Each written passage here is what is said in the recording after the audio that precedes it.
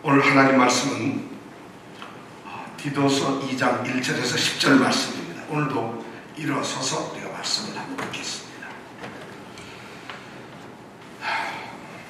오늘 읽는 말씀은 그리스도인으로 부름을 받은 성도들에게 이제 어떻게 살아야 하느냐를 알려주시는 그런 하나님의 말씀입니다.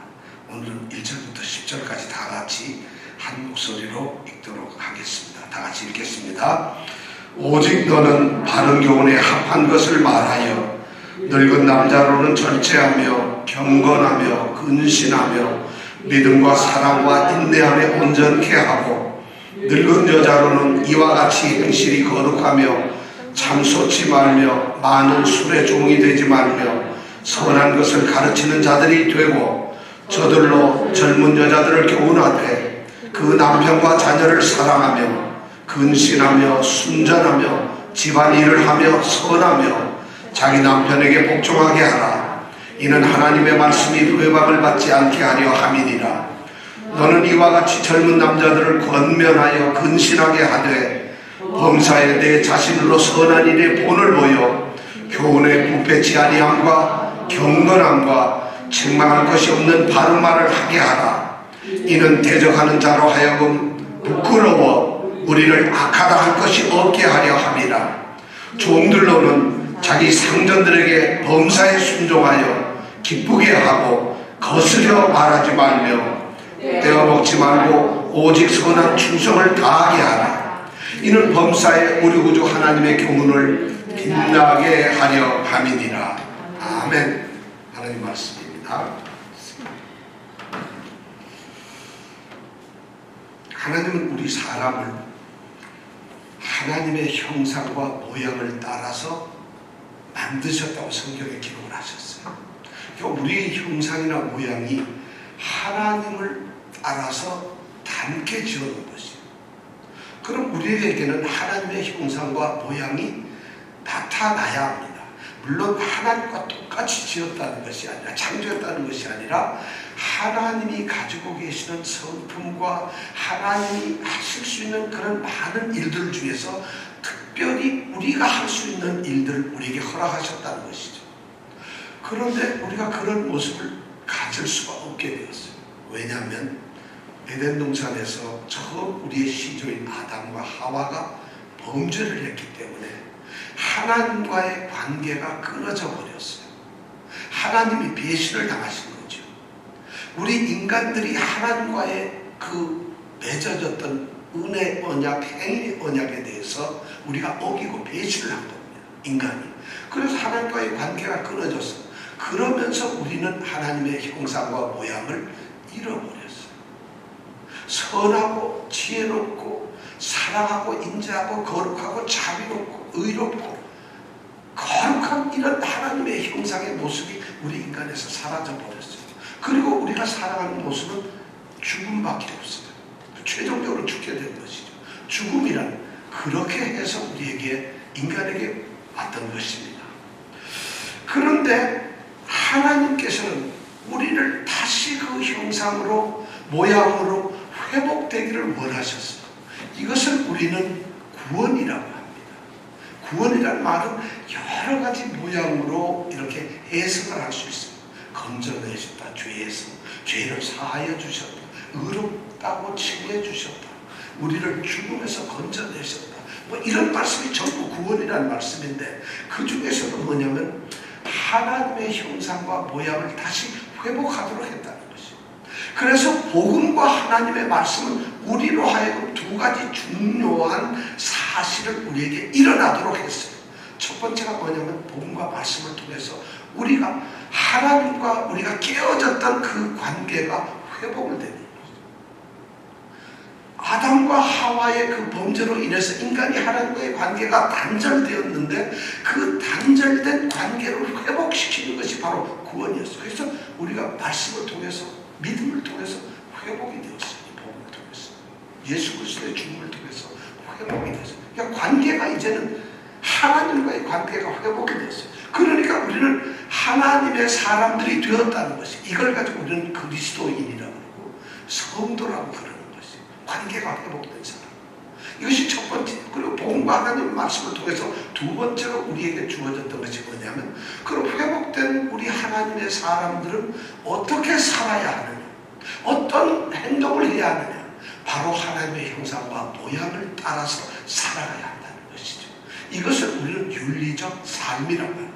성경적으로 거룩한 성화의 삶이라고 합니다. 그래서 그리스도인들은 하나님과 관계된 신앙적인 믿음의 삶을 살아야 되고, 그리고 회복된 하나님의 형상으로서 도덕적인 삶을 살아야 되는 것입니다. 이 두 가지 의무가 우리에게 주어졌고 변화가 우리에게 있었습니다. 그래서 성경은 그런 것을 끊임없이 얘기해요. 너희들이 어떤 존재라는 걸 우리에게 끊임없이 얘기해주고, 너희들이 그런 존재가 되기 위해서 하나님이 은혜와 사랑을 쏟아서 그 아들을 너희들을 위해서 죽게 하심으로 너희를 건져냈다는 거죠. 이것을 끊임없이 얘기해요. 그러므로 너희는 이제 그런 존재로서 어떻게 살아야 하는가, 이것을 성경은 또 끊임없이 얘기하고 있어요. 오늘 말씀은 바로 이 두 번째의 이야기를 우리에게 들려주고 있어요. 성도로서 어떻게 살아야 하느냐, 하나님의 사람으로서.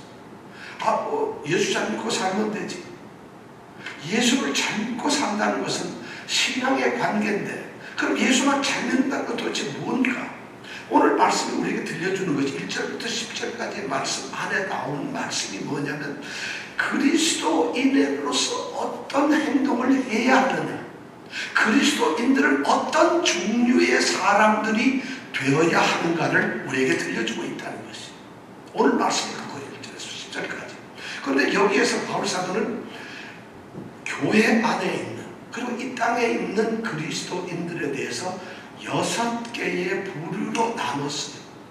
첫 번째가 디도라고 하는 교회 지도자들, 소위 말하는 장로와 감독을 말하는 그 사람들을 향한 어떤 가르침이 있었고, 어떻게 살아야 하는가를 말했고, 그 다음에 우리 읽었잖아요. 늙은 남자, 늙은 여자, 젊은 여자, 젊은 남자, 그리고 또 종들, 이렇게 해서 다뜻하고 이 지도자에서 6부류의 사람들을 연령별로 또는 성별로 이렇게 구분을 하고, 또는 신분으로 나눈 것을 이렇게 우리에게 알려주고 있어요. 우리가 지난주에는 바로 이 하나님의 사람들로서 지도자로서 교회를 섬기고 있는 목사나 장로들, 성경은 그걸 감독이나 장로라고 표현을 하고 있는데, 그 사람들이 어떻게 교회 안에서 사회에서 살아야 하는가를 우리에게 들려주고 있었죠. 그게 두 가지였어요.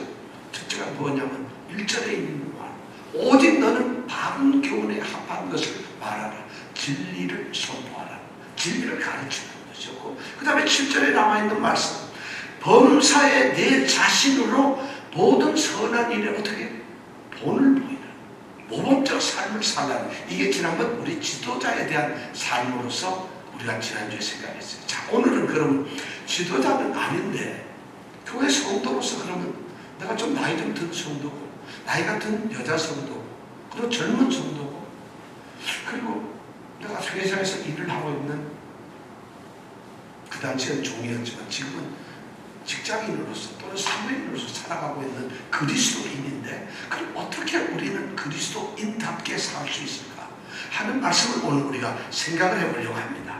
자, 첫 번째가 뭐냐면 2장 2절에 나와 있는 말씀이에요. 늙은 남자들을 통해서. 이 말은, 늙은 남자라는 말은 성경 장로라는 뜻하고 의미가 같은데, 여기서는 그 장로를 말하는 것이 아니라 교회 안에서 나이가 좀 드신 남자 성도들을 말하는 것이에요. 자, 우리 교회로 같으면 그런 분들이 있는지 모르겠어요. 없는 것 같아요. 나이가 드신 분이 별로 없는 것 같아요. 자, 그런데 보세요. 이런 남자들에게는 그럼 어떻게 너희들이 그리스도인답게 살아야 되느냐, 그 연령대의 그 남자로서 어떤 것이 그리스도인의 모습이냐, 어떤 행동을 해야 하느냐 하는 것을 오늘 성경 말씀 2절에서 한 절만 딱 얘기를 하고 있어요. 근데 2절에서 하고 있는데 보니까 두 가지 종류에 대해서 얘기를 하고 있어요. 두 가지 관점에서 어떻게 살아야 된다는 것을 우리에게 말을 하고 있어요. 그 두 가지 관점이 뭐냐면, 하나는 너의 성품이, 너의 그 마음이나 품성이 어떻게 해야 되는가, 또 하나는 너의 믿음의 삶이 어떻게 해야 하는가, 이 두 가지를 얘기하고 있어요. 첫 번째 성품에 대해서 얘기하는데 보니까 2절에 이 늙은 남자는 세 가지 중요한 얘기를 하고 있어요. 첫째가 먼저 절제, 두 번째는 경건해라, 그리고 세 번째는 근신하라. 다윗은 남자들이요 그대들은 절제하시고 경건하시고 그리고 근신하시고. 절제라는 건 자기 통제를 하는 것이에요. 밥을 막 먹고 싶어가지고 애쓰는데 그럼 배도 나오고 체하고 몸이 둔해질 것 같아요. 밥을 통제하잖아요. 그런 식으로 모든 삶에서 자기가 절제를 하는 거예요. 다윗이 이런 말을 지금 이 성품과 신앙에 대한 얘기를 하는 건데, 한마디로 얘기하면 뭐냐면 다윗은 다윗답다운 그런 정도가 되라는 것이에요. 기품이 있고 남이 보기에도 참 정말 존중할 만한 그런 정도가 되는 거예요. 그것의 첫 번째가 뭐냐면 절제할 줄 알아. 두 번째가 경건하다는 거예요. 경건하다는 무척 신앙심이 있다는 것이. 그리고 경건을 맡아서는 아주 사람이 그냥 싸우려 아무렇게나 하는 것이 아니라 아주 기품이 있고, 우리나라 말하면 좀 점잖다고 해야 될까요? 아주 고상한 그런 모습을 보이라는 거죠. 이거 뭐 윤리책도 아닌데 성경에 이런 말을 썼을까? 그렇게 성도들이 살아야 된다는 거죠. 절제하고 경건하고, 그리고 마지막에는 근신. 모든 것을 다 억제하고 끊어야 될 것을 끊으면서 살라는 거죠. 그러면서 행동이 신중하고 생각을 하면서 사력 있게 살라는 거죠. 이것이 나이든 성도들, 남자들에게 붙어요. 아마 그 당시에 남자들은 이렇게 안 살았어요. 왜냐하면 그 당시에 남자들은 교회 안에 있는 이 성도들이 상당한 수가 종이거나 아니면은 나이가 든 사람들이 이제 뭐 요즘으로 말하면 직장도 있고 뭐 일거리도 많지만 그 당시에 사람들은 특별한 이런 일이 없잖아요. 그러니까 모여서 사교하고 놀고 하고 하니까 매일 술 취하고 그래서 싸우고 사고 막 다투고 이런 삶을 사는 사람들이에요. 그러니까 그런데 사람들이 거짓말쟁이고 악한 짐승 같잖아요. 배만 자기 청각이는 아주 게으른 사람들인데 교회에 옮겨놓고 나이가 든 사람들은 똑같이 고집스럽고 뭐든지 말도 마음대로 하고 자기대로 주장하고 그 다음에 자기만 잘났고 그 다음에 뭐든지, 그러니까 그런 사람들에게 할 수 있는 그리스도인의 모습은 뭐냐? 좀 품위 있게 살아. 좀 품위 있게 살라는 거예요. 옷을 품위 있게 하는 것이 아니라 어떤 일을 할 때 품위가 있는 그런 모습을 가져라. 이것이 바로 절제, 경건, 근신을 바로 이야기하고 있어요. 그리고 믿음으로 보면 신앙적인 삶은 어떻게 해야 되느냐? 또 세 가지를 중요하게 얘기하고 있죠. 뭐죠? 믿음과 그 다음에 사랑과 인내를 온전하게 하는 거죠. 믿음이란 하나님을 향한, 하나님을 섬기는 것을 믿음이에요. 사랑이란 이웃과 우리 교회 안에서의 삶의 모습을 사랑이라고 해요. 자, 믿음, 사랑, 그 다음에 뭐가 나와야죠? 소망이 나와야 되는데 여기서 인내라고 얘기를 하고 있어요. 우리가 믿음, 소망, 사랑 이걸 얘기를 하는데 여기서는 소망 대신에 인내라고 말을 하고 있어요. 이게 왜 그러지? 인내. 근데 사실은 소망이나 인내나 같은 의미의 말입니다. 어떤 사람이 뭘 바라고 소망하고 기대하면은 그 소망이 이루어지도록 우리는 뭐 해야 돼요? 인내해야 돼요. 그러니까 소망하고 뭘 바라는 것보다 더 중요한 것은 그 바라는 것을 이루기 위해서 참아내고 견뎌내는 이것이 더 중요한 거예요. 그래서 믿음과 사랑과 인내.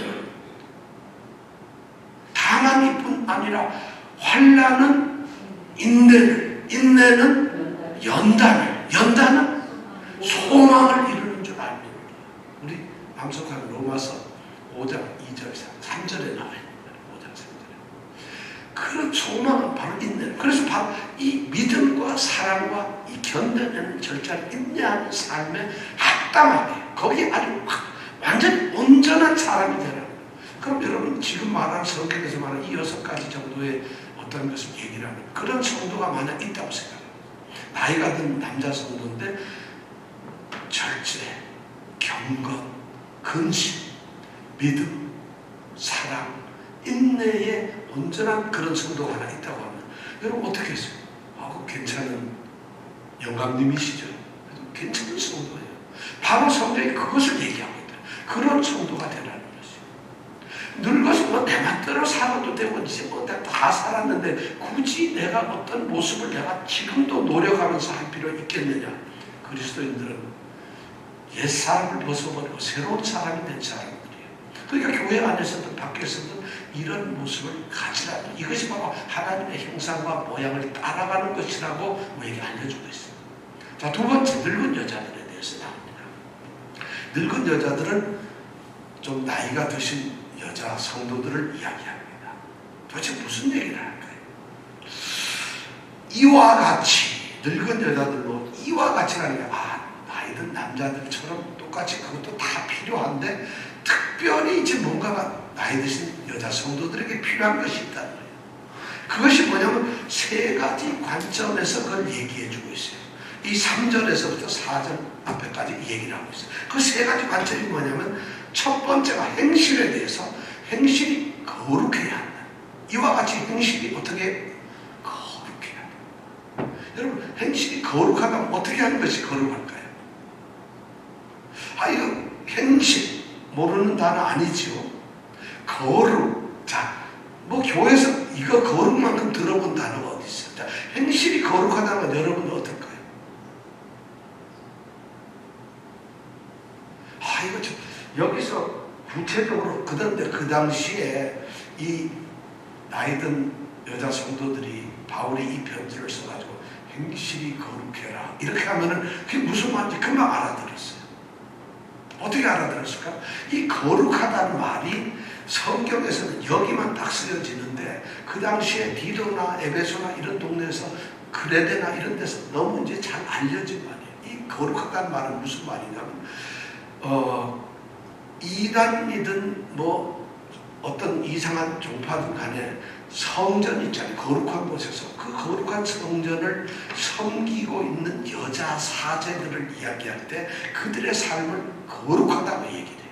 그러니까 성전을 섬기고 있는, 그게 어떤 뭐 다이애나 신이든 제우스 신이든 어떤 성전이든 거기를 섬기고 있는 여자 사제들을 거룩하다고 이렇게 표현한다는 것이. 그러니까 뭐냐면 너희들 여자 성도들은 교회 안에서 이방인들도 그 소위 말해서 이방의 잡신을 섬기는 사람들도 성전에서 얼마나 거룩하게 행동을 하느냐, 그렇게 행동을 하는 교회 안에서 거룩하게. 그러니까 항상 하나님 앞에 있는 것처럼 신전 의식을 가지고 살아가는 거예요. 거룩하게 살아요. 혼자 있든지 일터에 있든지 집에 있든지 어디에 있든지 하나님 앞에 있는 것처럼 행실을 하라는 것이. 이것이 행실이 거룩하라는 거예요. 두 번째는 뭐냐면은 도덕적으로 정숙한 행동을 하라는 거지. 뭐라고 되어 있죠? 두 번째 말로 보면은 네? 참소치 말며. 참소라는 건 뭔지 아세요? 우리가 쉽게 얘기하면 뒷담화예요. 뒷담화라는 게 담화가 아니고 뒤에서 하는 담화를 뒷담화라고 그러죠. 그러니까 뒤에서 모략, 중상, 이거 아마 우리 교회는 전혀 없는데 교회에서 제일 인기 있는 이 일이 바로 뒷담화하는 거예요. 그죠? 그 집사 말이야. 그 장로 골치 아파요. 우리는 전 목사도 왜 우리 왜 목사인지 모르겠어. 이것이 사실 그 당시에 아마 그리스도인으로서 나이 드신 여자분들이 그런 일을 하셨던 것 같아요. 그러니까 이걸 가지고 굳이 써놓고 참소치 마. 뒤에서 이렇게 중상, 모략, 비방, 그리고 뭐 수근수근 이런 걸 하지 말라는 것이. 그 다음에 두 번째는 뭐냐면 뭐예요?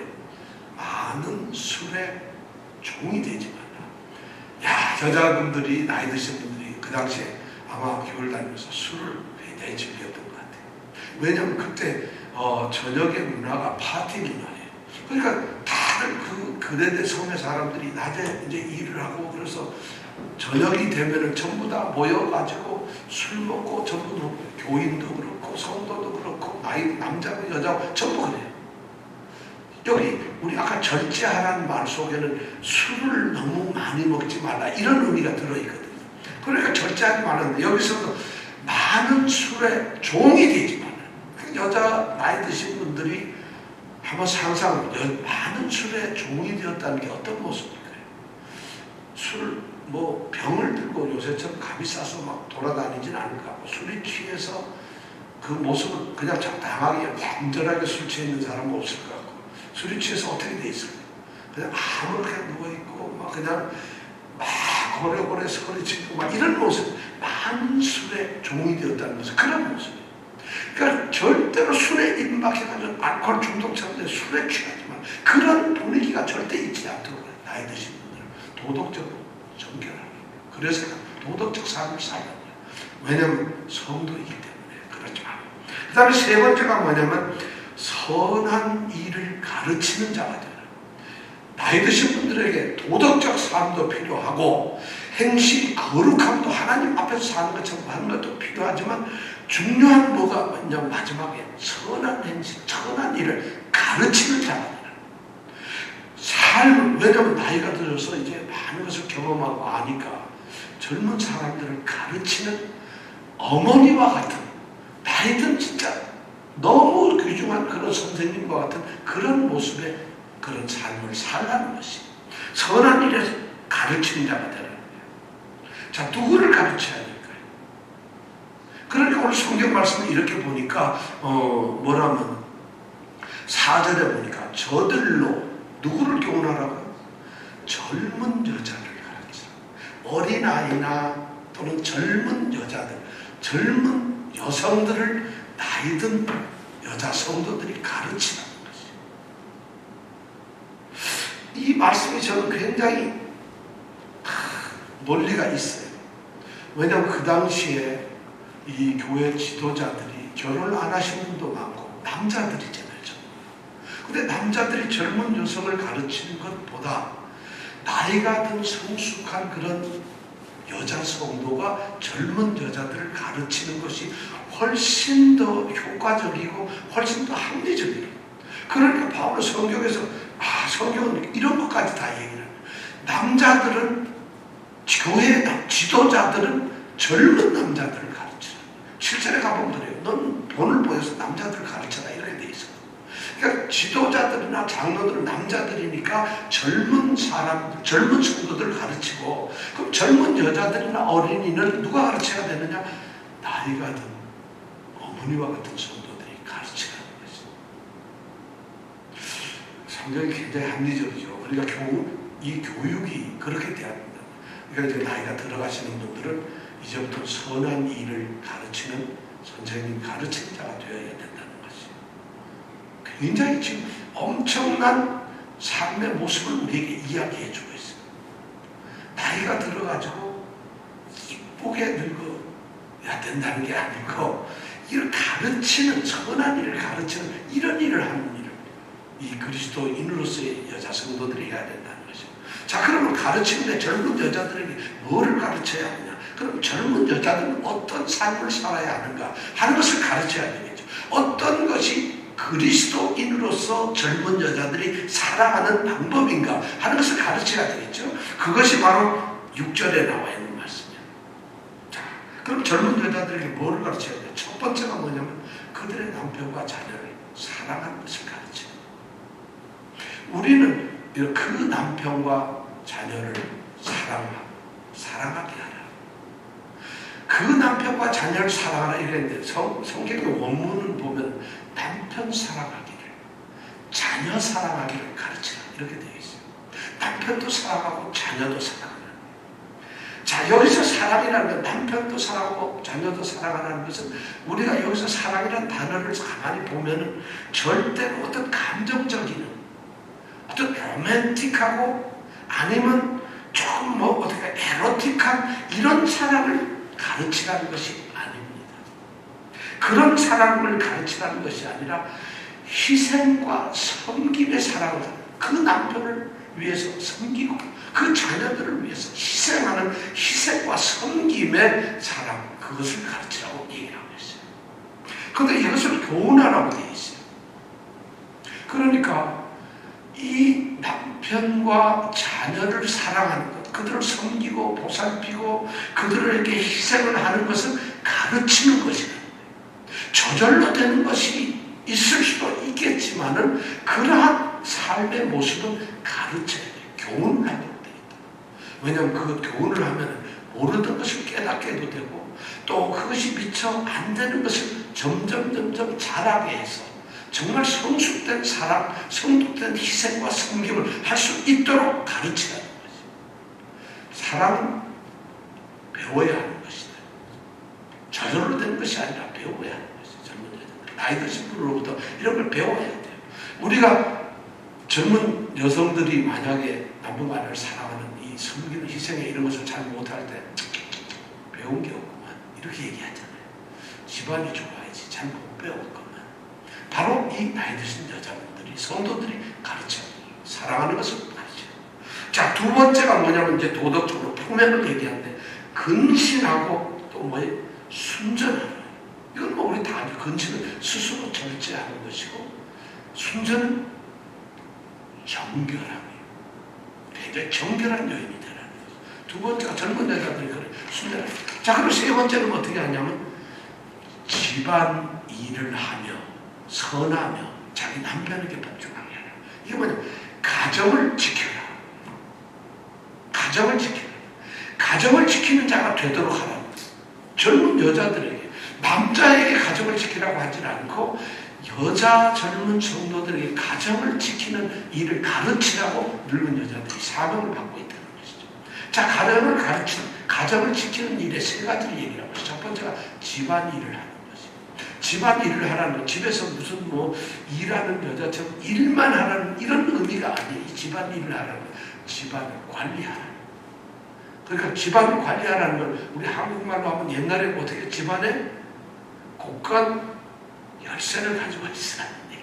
그래서 집안을 전부 다 잘 운영하고 가는 게 이것이 바로 여자들에게 맡겨진 일이고 그리스도인으로서의 젊은 여자들은 그런 것을 해야 된다는 것이에요. 집에서. 근데 그 당시 여자들은 뭐 밖에 나가고 이랬는데 지금도 그렇죠. 밖에 나가는 것을 뭐라 하는 것이 아니라 가정을 관리하고 집을 지키는 일을 하라는 거죠. 두 번째가 뭐냐면 선해라. 선하라는 건 친절하라. 가정에서 가정을 지킬 때 이 젊은 여자들로 하여금 친절하게, 상냥하게, 아주 다정한 그런 모습을 갖도록 하라는 거예요. 특별히 손님을 잘 접대. 여기서 선하다는 말은 개념이 손님이 왔을 때 손님을 잘 대접하는 것이죠. 그러니까 손님을 잘 대접하는 그런 선한 모습을 갖게 하라는 거죠. 그 다음에 세 번째가 뭐예요? 세 번째는 자기 남편에게 복종하는 모습을. 이 말을 들으면은 이 젊은 여자분들 요즘에는 교회 나오기 싫어져요. 성경 읽기 싫어져요. 아니 지금 남녀가 평등한데 무슨 뭐 남편에게 복종이어 있어. 지나 복종하라 그래요. 이러면 안 된다는 것이죠. 여기에서 자기 남편에게 복종하라는 이 말은 뭐냐면 남편에게 자발적으로 남편의 권위를 세워주라는 거죠. 남편의 권위를 세워주라. 왜 그런 말을 했을까요? 이 말에 이 복종이라는 말을 우리는 선뜻 들으면은 막 오해를 합니다. 그리고 굉장히 거북해요 듣기가. 여기서 복종이라는 말은 이런 의미예요. 남편보다 내가 못하기 때문에 남편에게 무조건 따라야 되고 순종해야 된다는 뜻이 절대 아니에요. 내가 모자란다거나 열등한 여자가 남자보다 못하다 이런 의미는 전혀 없어요. 그렇다고 해서 그러나 너는 열등 안 하다 해서 강요되고 무조건 너는 순종해야 된다고 강요되게 복종을 하는 것도 절대 아니라는 것이. 왜냐하면 우리 성경은 그리스도 안에서는 남자나 여자나 하나라고 갈라디아서 3장에서 얘기를 하고 있어요. 남자는 그 당시에 이런 선언은 로마 시대에 남자가 중심이 된 그 시대상에서 그리스도 안에서 남자나 여자나 하나 똑같다고 선언하는 이 갈라디아서의 말씀은 정말 엄청난 자유선언의 말씀이에요. 현실적으로 불가능한 말씀인데 그런데 그런 말씀을 하고 난 이 말이 오늘을 보면 자기 남편에게 복종하라고. 이 복종은 그러니까 절대로 우리가 남자가 열등하거나 또는 강요에 의해서 어쩔 수 없이 하는 것이 아니라 남편의 권위를 세워주는 일을 하라는 거지. 왜 그럴까요? 그리스도 안에서 남녀는 다 동등합니다. 그런데 그 동등함 가운데서 하나님은 남성이 여성의 머리가 되고 가정의 머리가 되는 것을 창조의 직서로 만드셨다는 것이죠. 아담이 먼저 창조되고 우리 디모데 전서에서 배웠죠. 아담이 먼저 창조가 되고 하와가 그 뒤라고 이렇게 배웠어요. 아담이 먼저 창조되고 아담의 혼자 있는 것을 하나님께서 좋게 안 여겨서 배필자, 도우는 자로 여자를 만들었다 이렇게 되어 있어요. 그러니까 남자는 혼자서 있으면 좀 불안하고 모자라고 그리고 안정이 되질 않아요. 잘난 척만 하고 그리고 뭐 화만 내고 고통되고 이러면 옳지가 않아요. 그래서 여자가 돕는 여자가 필요해요. 그러지 않았으면 하나님은 여자를 만들 필요가 없어요. 이 아름다운 에덴 동산을 관리해야 될 그 총 책임자가 남자인데 아담인데 그 아담에게 맡기면 하나님이 불안하신 거예요. 그 혼자 있는 것이 좋지 않아요. 그래서 여자를 만드셨다고 창세기는 얘기를 하고 있죠. 바로 뭐냐면 그런 하나님의 뜻이 있기 때문에 이 창조의 질서 때문에 남자의 머리됨을 인정을 해주려는 것이죠. 그 권리를. 이건 무슨 말이냐면 남자가 머리 되었다 이 말은 남자가 무슨 뭐 독재를 해야 된다거나 무슨 권력을 더 가져야 된다거나 남자가 훨씬 더 무슨 권세가 있다거나 그래서 남자가 여자를 지배해야 된다는 이런 의미로서 남편의 머리됨이 아닙니다. 절대로. 그럼 뭐냐? 뭐가 머리 돼서 어떻게 하겠다는 얘기냐? 머리됨의 의미는 그리스도께서 교회의 머리가 돼서 자기 몸처럼 살아가시는 것처럼 남편들의 권위라는 건 머리됨이란 바로 뭐냐면 그리스도가 교회의 머리 된 것처럼 책임과 사랑과 돌봄을 가지라는 거예요. 이것이 머리됨의 의미라는 거예요. 바로 그 머리됨의 의미를 가지고서 젊은 여자들로 하여금 남편의 권위를 세워주라는 거죠. 이것이 바로 자기 남편에게 복종하라는 의미인 것이죠. 자, 이것이 젊은 여자들에게 들려준 말이고 그 다음에 젊은 남자들에게 들려주는 말이 있어요. 6절에 나오는 말씀. 6절을 우리가 한번 읽어볼까요? 다 같이 시작. 너는 이와 같이 젊은 남자들을 용납하여 근신하여야 돼. 예, 젊은 남자들에게 주어지는 것은 딱 하나밖에 없어요. 뭐죠? 근신하여라. 저 젊은 남자한테는 좀 할 얘기가 엄청나게 많을 것 같은데 성경 말씀에 보면 그냥 근신하게. 젊은 남자가 잘나서 이럴까요? 젊은 남자가 위대해서 이렇게 딱 하나 근신하라고 할까요? 젊은 성도들은 남자 성도들은 그래서 그런 걸까요? 아마 이런 근신하라는 것은 이것 딱 하나로서 충분하다. 네 자식을 잘 다스려라. 젊은 이 남자 성도들은 사실은 이 명령 하나만 들으면 돼요. 네 자식을 잘 다스려라. 절제하고 고쳐보라. 너무 단순한 것 같지만 이 안에는 모든 게 들어있어요. 자, 젊은 남자 성도들은 혈기가 많죠. 말도 함부로 하고 행동도 거칠어. 생각도 막 별 생각을 다 해요. 야심도 있어요. 충동적이에요.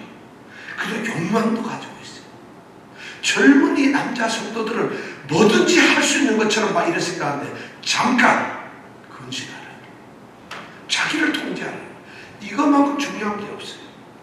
그래서 이 젊은 남자에게 할 수 있는 젊은 남자들은 모든 것을 할 수 있는 것처럼 자신들이 자신감에 차 있는데 딱 할 것은 자신을 통제하는 것이죠. 바울 사도는 고린도전서 6장 12절에서 자기가 얘기해요. 모든 것이 내가 가능하지만 그렇다고 해서 모든 것이 했다고 해서 다 유익한 건 아니라는 것이죠. 바로 이게 컨트롤하라는 것이죠. 남자들의 유일한 것이 이 근신하라는 하나만 했다는 거. 이거 하나만 우리 남자 성도들은 그거 생각해요. 근신이다. 내가 내 자식을 갖다 컨트롤해야 되는 거다. 이것이 너무 중요하다. 그 다음에 나머지 마지막 이제 6번째 종들에 대해서 2장 9절에서 10절에 종들에게 왜 종들에게만 특별히 이 얘기를 하느냐면 그 당시에 사회 구조가 종이 노예가 많았어요. 전쟁을 해서 잡아온 포로들이 노예가 되고 돈이 없어서 가난해지면 아무것도 없어지면 그것이 돈으로 사가지고 노예가 되고 남편이 죽으면 생활 능력이 안 되니까 애들이나 여자들은 종으로 또 사게 되고 그러니까 막 종들이 너무 많아요. 그 당시에 이 역사가들이 그 당시에 이 사회상을 보면서 로마 시대의 종들, 노예가 6천만 명 정도가 있었다고 그래요. 그러니까 거의 반 이상이 전부 다가 뭐냐면 종이었어요. 그러니까 교회 안에도 종들이 많아요. 그러니까 종들에게 반드시 그리스도인으로서 예수를 믿는 종들은 어떻게 그리스도인의 향기를 드러내야 하는가를 이야기할 필요가 있었다는 것이죠. 그래서 이 종들이라는 말 특별히 해요. 또 오늘날은 종이 없지만 오늘날은 뭐냐면 이게 사회생활이에요.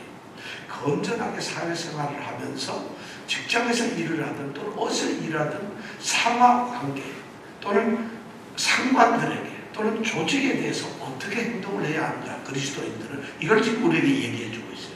우선은 첫 번째는 상전들에게, 범사의 상전들에게 어떻게 행해야 하느냐, 세 가지를 얘기하고 있어요. 첫 번째가 범사에 뭐예요? 순종하라는 것이에요. 그 상전에 대해서 거역하지 말라는 거예요. 절대로. 오늘날 같으면 직장에서 상전한테 순종하라고요? 싫어도 목이 달려있고 먹고 살아야 되는데 순종하잖아요. 여기서 말하는 자발적으로 순종을 하라는 거죠. 다시 말해서 어떤 조직에서 자신이 일을 할 때 그 조직에서 추구하는 모든 일에서 순종을 하라. 자발적으로. 이것이 첫 번째 순종하라. 두 번째가 뭐냐면 기쁘게 하라는 거죠.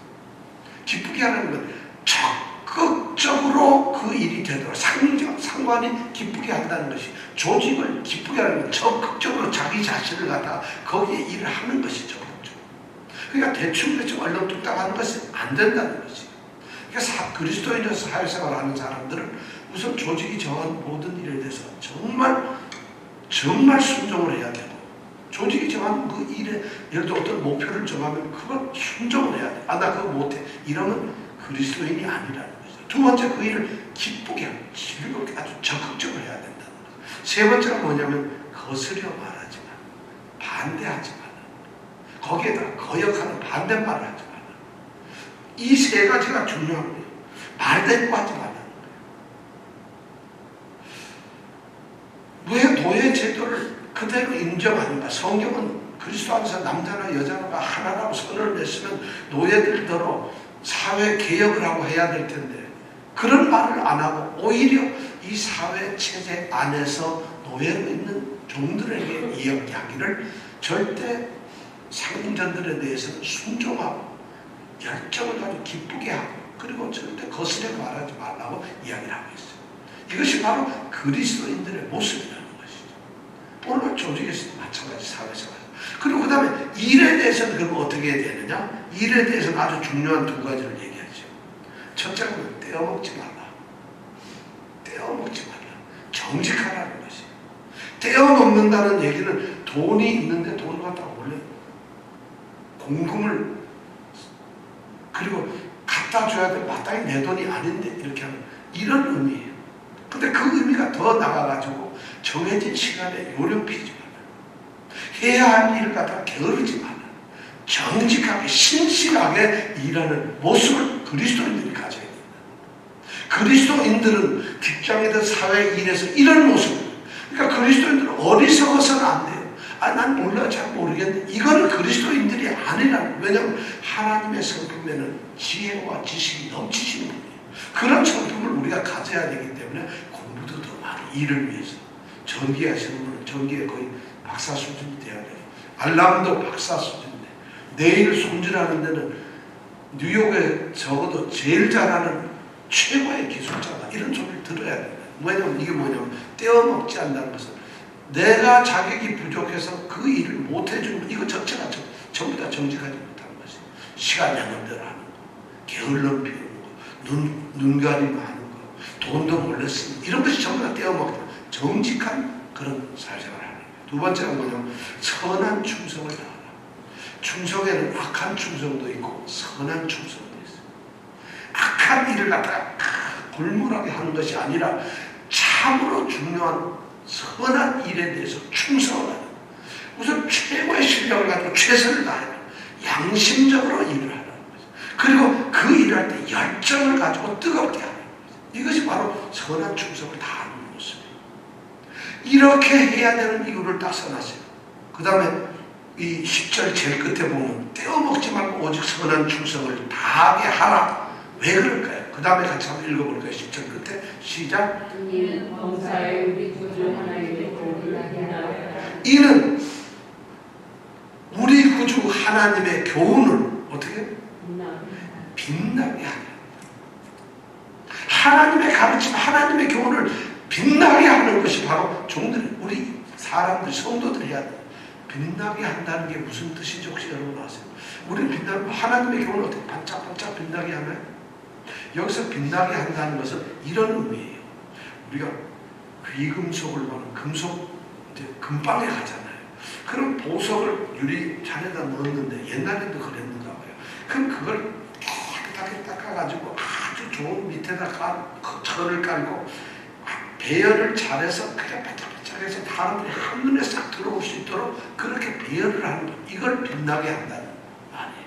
그러니까 그리스도인으로 종들로서 살아가는 사람들, 사회생활을 하는 그리스도인들이 자신이 이렇게 정직하고 그리고 굉장히 일에 열정적으로 최선을 다해서 이렇게 하는 모습을 보임으로써, 상전과 조직에 이렇게 충성하는 모습을 보임으로써 하나님이 우리에게 가르쳐 주신 하나님의 말씀의 교훈을 갖다가 보석처럼 빛나게 하는 것이 참 엄청난 얘기를 지금 하고 있어요.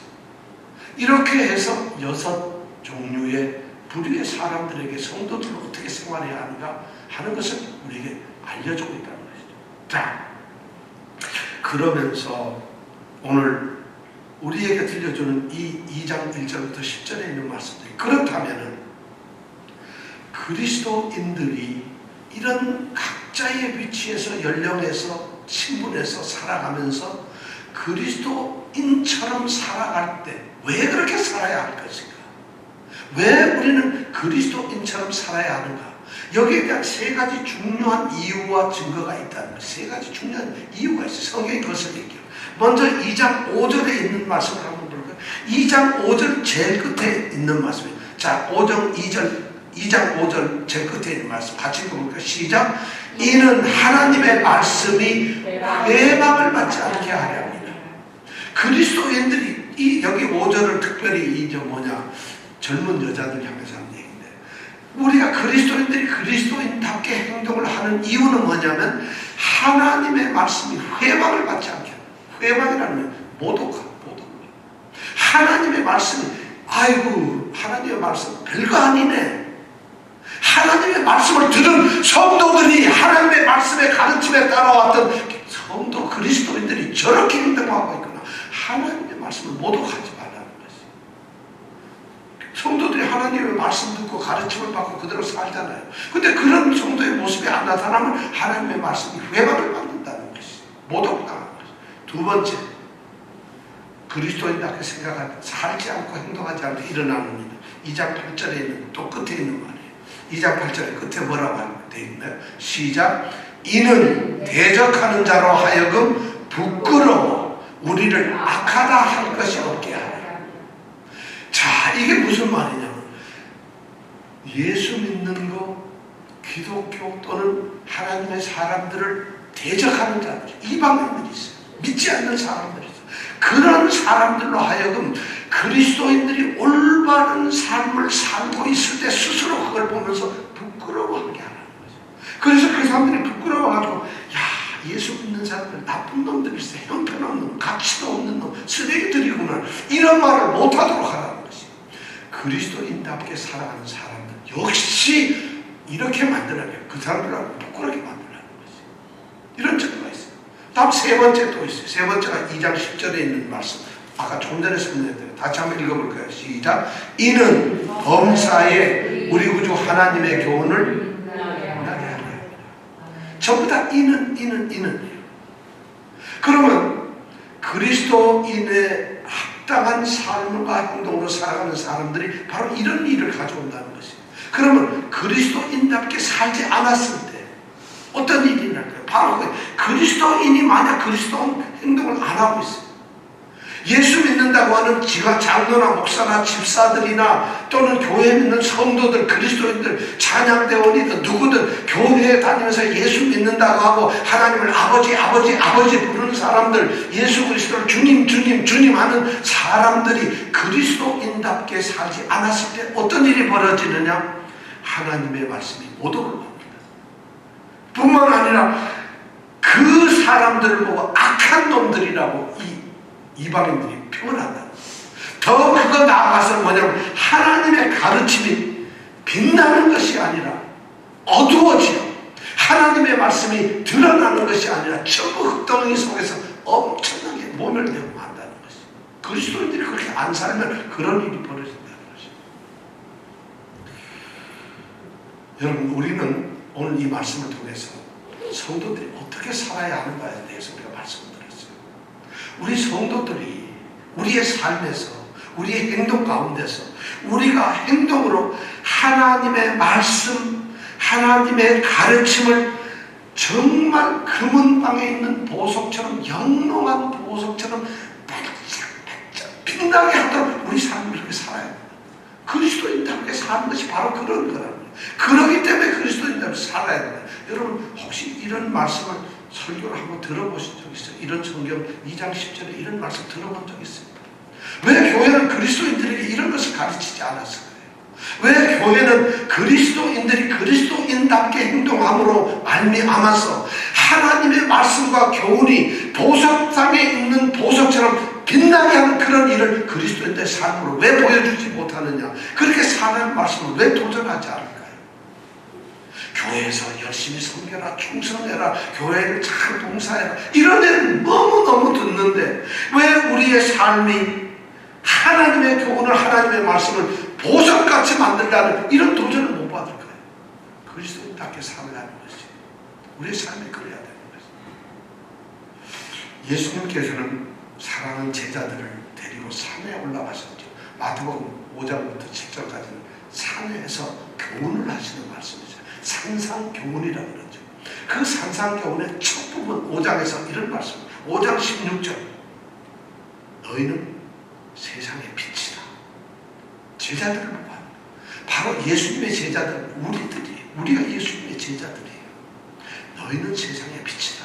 그러면서 5장 16절에, 5장 15절에 너희는 빛이다 하고 5장 16절에 뭐라 하는 줄 아세요? 너희 빛을 사람 앞에 비추어라. 너희의 빛을 사람 앞에 비춰. 너희가 세상의 빛이라. 너희 빛을 사람 앞에 비춰서, 그래서 사람 앞에 비춰가지고 저희로 너희의 착한 행실을 보게 하라는 거지. 세상의 모든 사람도 너희의 착한 행실을 보게 하라. 그래서 어떻게 해야 되느냐? 그걸 보게 함으로써 하늘에 계신 너희 아버지께 영광을 돌리게 하라는 거지. 주님께서 그렇게 가르치셨어요. 성경 바울은 지금 그 말씀을 우리에게 쓰고 있어요. 그레데 있는 그 정말 악한 짐승 같고 거짓말이나 하고 그리고 자기 배만 챙기는 그런 게으름뱅이들이 교회에 들어와서 그리스도인이 되었다고 한다면 바로 이런 삶을 살아서 하나님의 말씀을 보석처럼 빛나게 해야 된다는 것이죠.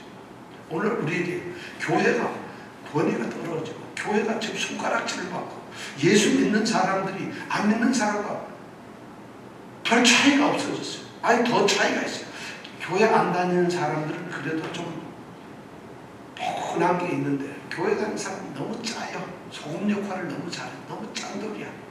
교회에 있는 사람들은 세상 사람들은 그래도 좀 이렇게 사람이 빛을 비추는 게 있는데 교회 사람들은 뺀질뺀질해. 빛을 비추는 게 아니라 뺀돌이가 되어버렸어.